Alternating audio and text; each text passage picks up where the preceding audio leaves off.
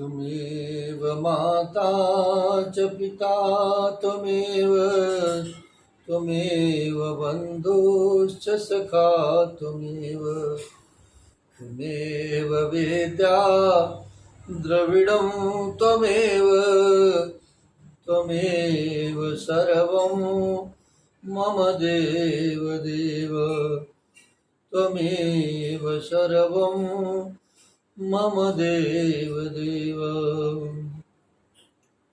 बंधुओं, श्री शिव महापुराण कथा के आनंद उत्सव में आज के इस प्रसंग में मोक्षदायक पुण्य क्षेत्रों के संबंध में ये कथा का श्रवण हम सभी लोग करेंगे। सूत जी बोले, विद्वान एवं बुद्धिमान महर्षियों मोक्षदायक शिव क्षेत्रों का वर्णन मैं आपसे कर रहा हूँ, सुनिए। तत्पश्चात मैं लोक रक्षा के लिए शिव संबंधी आगमों का वर्णन करूँगा। पर्वत, वन और काननों सहित इस पृथ्वी का विस्तार 50 करोड़ योजन में है। भगवान शिव की आज्ञा से पृथ्वी संपूर्ण जगत को धारण करके स्थित है। भगवान शिव ने भूतल पर विभिन्न स्थानों में वहाँ के निवासियों को कृपा पूर्वक मोक्ष देने के लिए शिव क्षेत्र का निर्माण किया है। कुछ क्षेत्र ऐसे हैं जिन्हें देवताओं तथा ऋषियों ने अपना वास स्थान बनाकर अनुग्रहित किया है, इसीलिए उनमें तीर्थत्व प्रकट हो गया है। तथा अन्य बहुत से तीर्थ क्षेत्र ऐसे हैं जो लोगों की रक्षा के लिए स्वयं प्रादुर्भूत हुए हैं। तीर्थ और क्षेत्र में जाने पर मनुष्य को सदा स्नान, दान और जप आदि करना चाहिए। वो रोग, दरिद्रता तथा मूर्खता आदि दोषों का भागी होता है। अगर तीर्थ क्षेत्र में जाकर के स्नान नहीं किया है आपने, तो यह अपने लिए ही आपने रोगों को बुलावा किया है। जो मनुष्य इस भारतवर्ष के भीतर मृत्यु को प्राप्त करता है और भगवान भोलेनाथ की कृपा में और क्या प्राप्त होता है कि हम सभी भारत भूमि पर जन्म लेते हैं और इसी भारत भूमि पर मृत्यु को प्राप्त करते हैं। तो कहा गया कि वो अपने पूर्ण फल के से ब्रह्मलोक में वास करके पूर्ण क्षय के पश्चात पुनः मनुष्य योनि में ही यहाँ जन्म लेता है। ये भारत भूमि है जिसे ये वरदान है भगवान भोलेनाथ का, और अन्य धरा पर आपको यह पूर्ण फल प्राप्त नहीं होता है।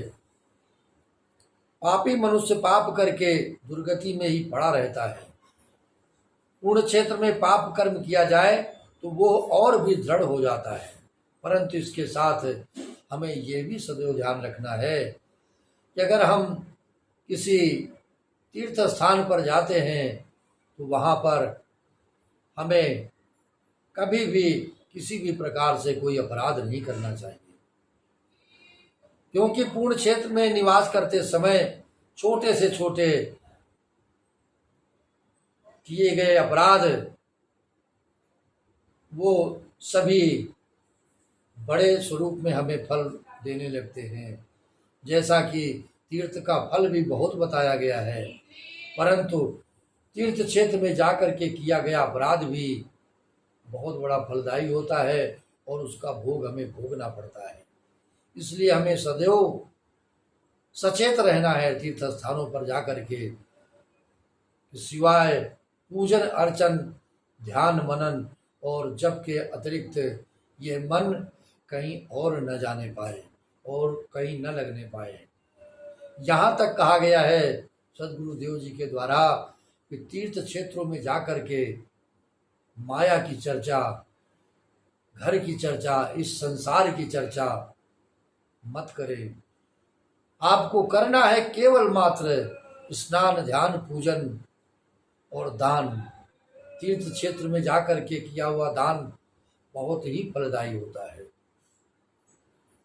इसलिए इस मन को कहीं और न लगा करके केवल भगवान भोलेनाथ में ही लगाइए, उस तीर्थ क्षेत्र की बड़ाई में लगाइए, और तीर्थ क्षेत्र के से जो पूर्ण फल प्राप्त होने वाले हैं आपके जीवन में, मन उसी प्रकार लगा रहना चाहिए। सिंधु और सतलज नदी के तट पर बहुत से पूर्ण क्षेत्र हैं। सरस्वती नदी परम पवित्र और 60 मुख वाली कही गई है, अर्थात उसकी 60 धाराएं हैं। विद्वान पुरुष सरस्वती के उन धाराओं के तट पर निवास करे तो वो क्रमशः ब्रह्म पद को पा लेता है। हिमालय पर्वत से निकली हुई पूर्ण सलिला गंगा 100 मुख वाली नदी है। उसके तट पर काशी, प्रयाग आदि अनेक पूर्ण क्षेत्र हैं। वहाँ मकर राशि के सूर्य होने पर गंगा की तटभूमि पहले से भी अधिक प्रशस्त एवं पुण्यदायक कही जाती है। सोनभद्र नदी की 10 धाराएं हैं। वो बृहस्पति के मकर राशि में आने पर अत्यंत पवित्र तथा अभीष्ट फल देने वाली हो जाती हैं। उस समय वहां स्नान और उपवास करने से विनायक पद की प्राप्ति होती है। भगवान गणेश की कृपा प्राप्त होने लगती है। पूर्ण सलिला महानदी नर्मदा के 24 मुख हैं। उसमें स्नान तथा उसके तट पर निवास करने से मनुष्य को वैष्णव पद की प्राप्ति होती है। तमसा के 12 तथा रेवा के 10 मुख हैं। परम पुण्यमयी गोदावरी के 21 मुख बताए गए हैं।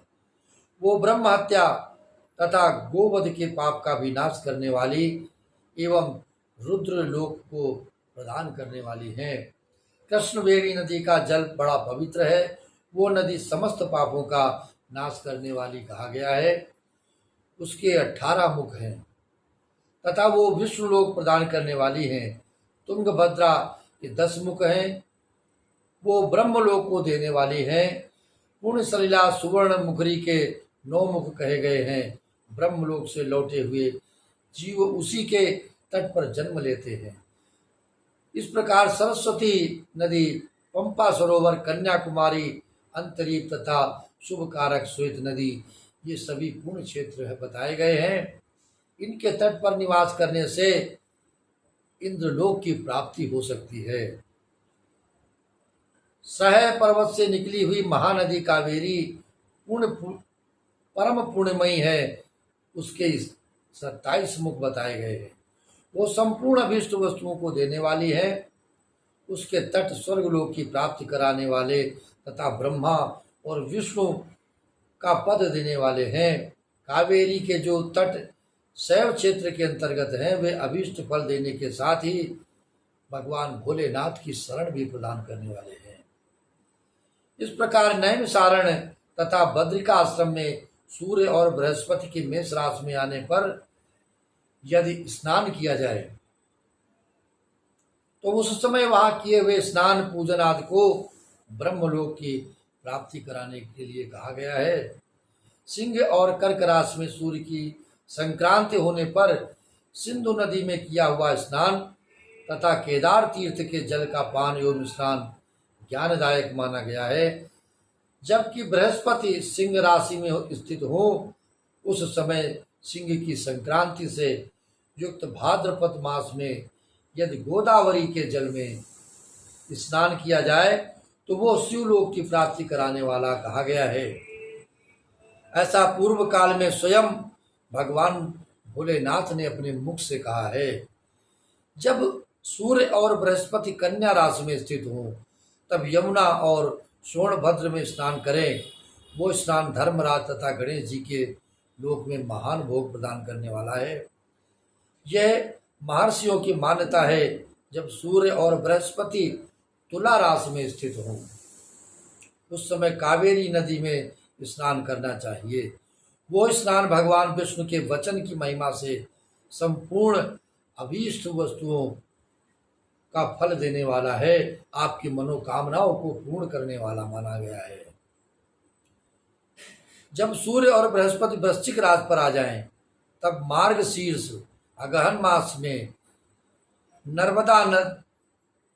नदी में स्नान करने से श्री विष्णु लोक की प्राप्ति हो सकती है।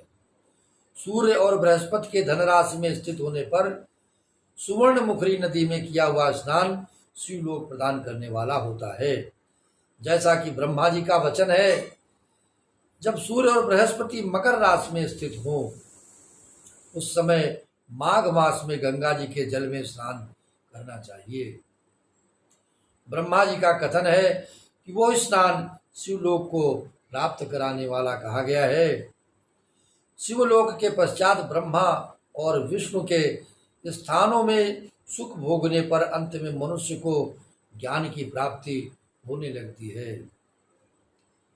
माघ मास में तथा सूर्य के कुंभ राशि में स्थित होने पर फाल्गुन मास में गंगा जी के तट पर किया हुआ श्राद्ध, पिंडदान, तिलोदक दान पिता और नाना दोनों कुलों के पितरों की अनेकों पीढ़ियों का उद्धार करने वाला कहा गया है। सूर्य और बृहस्पति जब मीन राशि में स्थित हों तब कृष्णवेणी नदी में किए गए स्नान की ऋषियों ने बड़ी ही प्रशंसा की है। उन महीनों में पूर्वोक्त तीर्थों में किया हुआ स्नान इंद्र पद की प्राप्ति कराने वाला कहा गया है।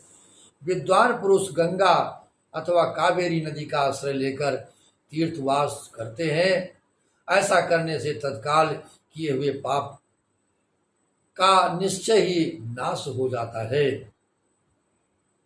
इंद्रलोक प्रदान करने वाले बहुत से क्षेत्र हैं।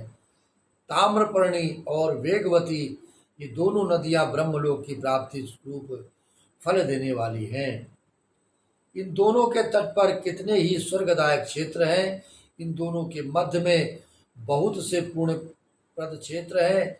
वहां निवास करने वाला विद्वान पुरुष वैसे फल का भागी होता है। सदाचार, उत्तम वृत्ति तथा सद्भावना के साथ मन में दया भाव रखते हुए विद्वान पुरुष को तीर्थ में निवास करना चाहिए, अन्यथा उसका फल नहीं मिलता है।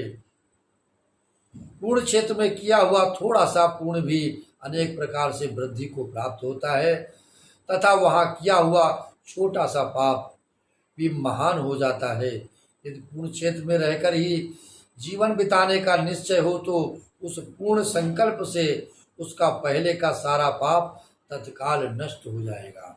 आपके मन में संकल्प के आते ही प्रभु की कृपा, भगवान भोलेनाथ की कृपा प्राप्त होना प्रारंभ हो जाएगी, क्योंकि पुण्य को ऐश्वर्यदायक कहा गया है।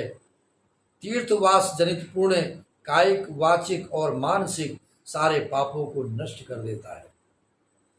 तीर्थों में किया हुआ मानसिक पाप वज्रलेप हो जाता है, वो कई कल्पों तक पीछा नहीं छोड़ता है।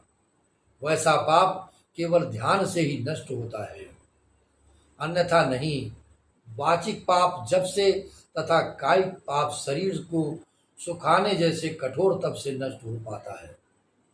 अतः सुख चाहने वाले पुरुष को देवताओं की पूजा करते और ब्राह्मणों को दान देते हुए पाप से बचकर ही तीर्थ में निवास करना चाहिए। इस प्रकार से ये भगवान भोलेनाथ की कृपा है जो हम सभी को आनंद प्रदान कर रही है। बंधुओं, बड़े प्रेम के साथ में श्री शिव महापुराण आनंद उत्सव की कथा आप श्रवण कर रहे हैं और भगवान भोलेनाथ की कृपा प्राप्त कर रहे हैं। जैसा कि यह आनंद हम सभी को मिल रहा है।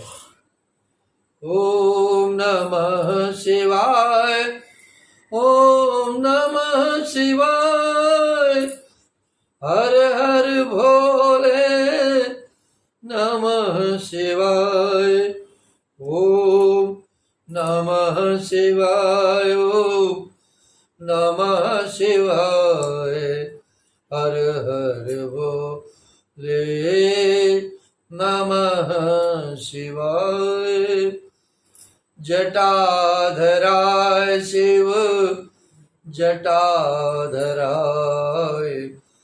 हर हर भोले नमः शिवाय, ओम नमः शिवाय, ओम नमः शिवाय, हर हर भोले नमः शिवाय। तो बंधुओं, सदैव मन में याद रखना है कि वो माँ कहूँ मैं अनुभव अपना, उमा कहूँ मैं अनुभव अपना। सत हरि भजन, सत हरि भजन, जगत सब सपना। सत हरि भजन, जगत सब सपना। ओम नमः शिवाय, ओम नमः शिवाय। हर हर महादेव, हर हर महादेव, हर हर महादेव। बंधुओं, ये प्रसादी अधिक से अधिक लोगों तक पहुंचाते रहें, चैनल को भी सब्सक्राइब करते रहें और अधिक लोगों तक शेयर करते रहें। हर हर महादेव, हर हर महादेव, हर हर महादेव।